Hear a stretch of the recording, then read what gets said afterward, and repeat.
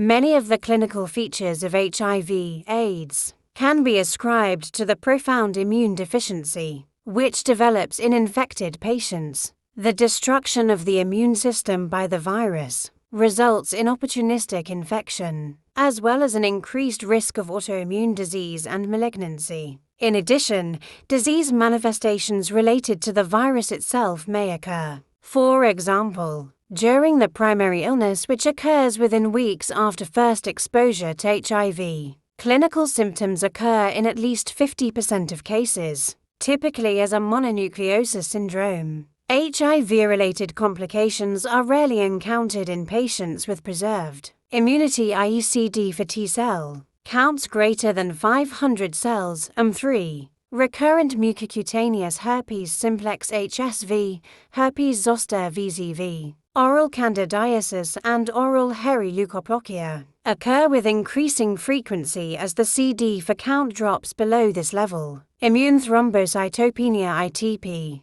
occurs in association with HIV and often presents early in the clinical course. The risk of developing opportunistic infections and malignancies typical of AIDS increases progressively as CD for counts fall below 200 cells per millimeter. 3. The clinical manifestations of infections associated with AIDS tend to fall into well-recognized patterns of presentation, including pneumonia, dysphagia, odynophagia, diarrhea, neurological symptoms, fever, wasting, anemia, and visual loss. The commonest pathogens include Candida albicans, Pneumocystis carinii, Mycobacterium tuberculosis, Toxoplasma gondii, Cryptococcus neoformans, Mycobacterium avium intracellular, and cytomegalovirus. Malignant disease in patients with HIV. Infection also occurs in a characteristic pattern. Only 2 tumors are prevalent: